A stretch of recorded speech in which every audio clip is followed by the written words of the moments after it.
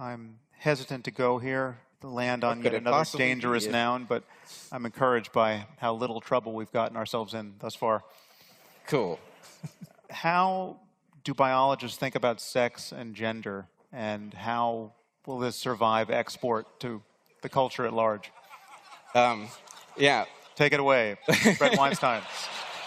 No, actually, this is funny because to me, sex and gender is a walk in the park compared to race. Okay, sex and gender, there's the embarrassing aspect of discussing it, but the logic of it is much more straightforward, and I think actually probably easier for us to deal with.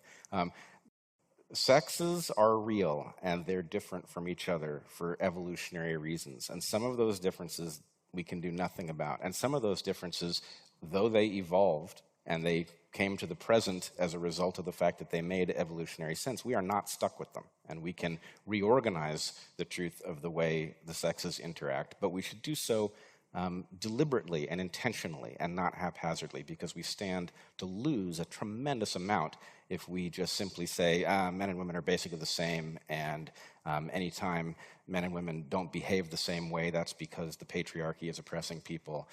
That's just nonsense. And so the message I would have is we should retool sex and gender for modern realities. Just the simple fact of birth control changes everything, and if nothing else did, that would license us to reinvent these concepts. But we should do so in an evolutionarily aware way. Can you say more about that? So the fact that women have control over their reproduction changes the Darwinian logic of sex difference, or where are you going with birth control? It changes everything. Yeah. And, it also results in human beings, modern human beings, being in possession of this marvelous gift that they are now abusing.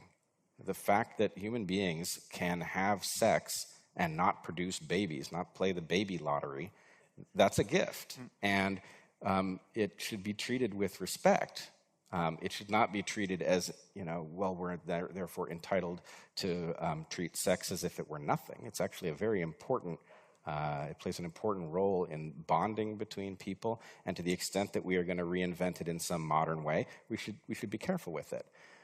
But yeah, men and women are different, and that those differences, some of them are absolutely profound. So the one I find the most interesting is this. Women do not have a reproductive strategy that allows them to produce huge numbers of offspring in a lifetime. There is, the world record is something like 60, which I still don't know how you get to 60. What, did you say 60 or yes. 16? No, 60. Wow. 60. So every time I say that, I think, I've got to have that wrong, and I look it up. But it turns out to be right. Somebody get on Snopes. Yeah. Well, I think the answer is something like what it would have to be, where the woman was predisposed in some way to give birth to twins, and she was constantly handing them off to wet nurses so that she was immediately becoming fertile again. But anyway, it's an interesting story, but it's very much an outlier, whereas there certainly are males that produce huge numbers of offspring in a lifetime. And the way males produce huge numbers of offspring in a lifetime is by producing offspring in which they invest nothing, which is impossible for a female. Even a female who hands off offspring immediately to a wet nurse is investing all of the effort of pregnancy, which is very substantial in humans. So what this means is that it produces evolutionarily the phenomenon of menopause eventually, where women adaptively shut down their reproductive capacity and invest in the offspring they've got rather than producing new ones. But what this means is that effectively women, especially postmenopausal women, but women are much more likely to view their own well-being and the well-being of their brood in a way that is compatible with the well-being of their lineage at a larger scale. Because women cannot produce huge numbers of offspring at the cost of other individuals, they are likely to be very farsighted in their wisdom about lineage-level phenomena. After they can no longer produce offspring of their own, their interests become almost synonymous with the larger lineage. This isn't the way males see the world, because even an old male potentially could produce more offspring, and his fitness could go up in that way. Males, on the other hand, precisely because of the way they reproduce, are much more likely to be to gamble in a particular way and to gamble productively. So a lot of the big wins in human evolutionary history have to do with men taking insane risks and managing those risks to a win. So there's a kind of male wisdom that has to do with risk-taking, and a kind of female wisdom that has to do with long-term thinking, and they're both wisdom.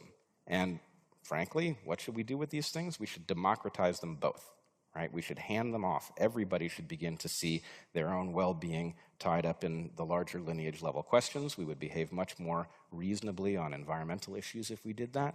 And we should also figure out what the message of male wisdom is with respect to risk. And there's no reason going forward that it has to be deployed by males more than females. Anybody who wants it should have it available to them.